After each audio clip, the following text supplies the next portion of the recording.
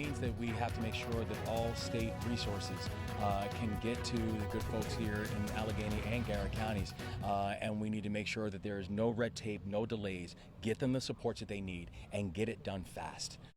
Wes Moore declares a state of emergency in western Maryland. The governor traveled to Allegany County today, surveying the damage, saying the state will exhaust all options during the cleanup process.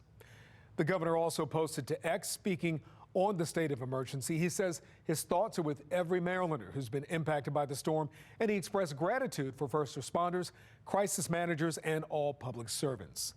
Good evening, I'm Kai Jackson. We have team coverage tonight as we continue tracking the impact of the flooding out there. In a few minutes, Chief Meteorologist Georgia Bailey takes a closer look at the forecast and the possibility of more rain across the state. But let's start with Keith Daniels and the latest on the governor's announcement and visit. Well, local leaders gathered here in the community before the governor arrived. They wanted to make sure that they had everything together, details to give him so he can really know exactly what to do to help this community recover. Examples like this one. Dollar General closed. This store shut down because of that flooding. Look behind the doors. Crews are working to clean up. The cleanup efforts underway, the big fans blowing. Concerns here in the community looking for recovery, and tonight the governor is listening. Governor Wes Moore in the town of Westernport in Allegany County, taking a walking tour of the damage left behind after that historic flood in the area.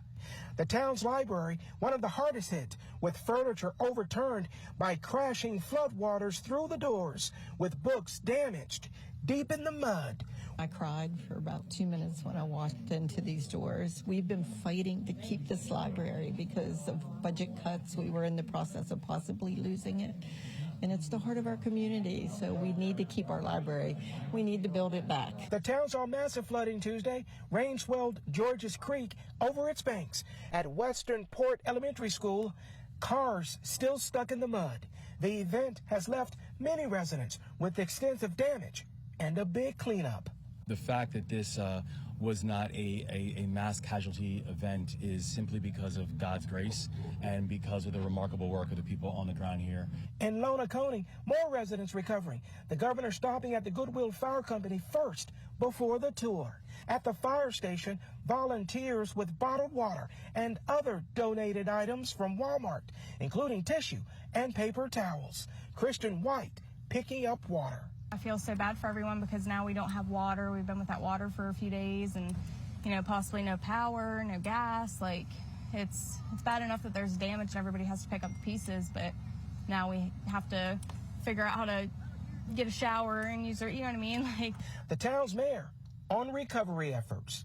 Right now, our big problem is we have several homes without water because we have 3 to 4 breaks. And it's hard to determine the water breaks because of the water, the surface water. It's causing us a problem to find our leaks. So that is our biggest dilemma right now because the flood tore the grounds up so badly. Back in Westernport, outside the town's elementary school, where students and staff were forced out by the flood Tuesday. The governor with the decision after his tour. He has declared a state of emergency.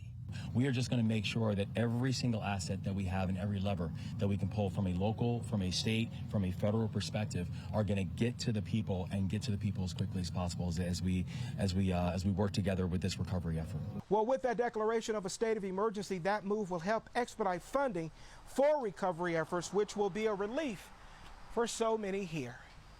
In Westernport, Keith Daniels, Fox 45 News.